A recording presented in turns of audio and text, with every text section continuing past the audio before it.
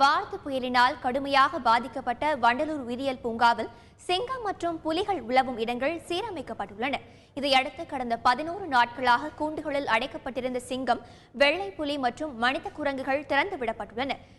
இதுகுறித்த விவரங்களை தருகிறார் எமது செய்தியாளர் மீரான். வர்தா புயலானது வண்டலூர் உயிரியல் பூங்காவில் பெரும் சேதத்தை ஏற்படுத்தியிருக்கிறது அனைவருக்கும் தெரியும். இந்த வர்தா புயல் வருவதற்கு ஒரு நாள் முன்னாடி, அதாவது ஞாயிற்றுக்கிழமை மதியமே இங்குள்ள விலங்குகள் கூண்டுகளில் அடைக்கப்பட்டது. அதுபோல் அடைக்கப்பட்ட விலங்குகள் கடந்த 11 நாட்களாக தன்னுடைய வாழ்க்கை அந்த விலங்குகள் அனைத்துமே கூண்டுகளில் தான் கழித்தது.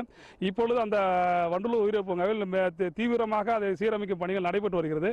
முதல் கட்டமாக கூண்டுகளில் அடைக்கப்பட்டிருந்த அந்த விலங்குகளை அதனுடைய இயல்பு நிலைக்கு ஏற்ப தினமும் காலையில் வெளியில் விட்டு பிறகு மாலையில் மட்டுமே கூண்டுகள் அடைக்க, இரவில் மட்டுமே அது கூண்டில் இருக்கும். அது போன்ற நிலையை கொண்டு வர வேண்டும். அதுதான் விலங்குகளுக்கு பாதுகாப்பு என்ற காரணத்தினால் தீவிரமாக அந்த விலங்குகள் உழவும் இடம் மட்டும் முதலில் சீரமைக்கப்பட்டது. அதன் அடிப்படையில் இன்று காலை இந்த வண்டலூர் உயிரியல் பூங்காவில் மனித குரங்கு, வெள்ளை புலி, புலிகள் மற்றும் சிங்கங்கள் கூண்டுகளிலிருந்து வெளியில் திறந்து விட்டிருக்கிறார்கள்.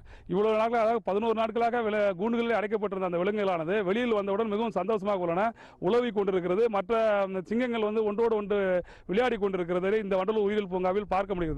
படிப்படியாக அனைத்து மிருகங்களும் இந்த பூங்காவில் பழைய சகஜ நிலைமைக்கு கொண்டு வரப்படும் என்றும் பூங்கா அதிகாரிகள் தெரிவித்துள்ளனர்.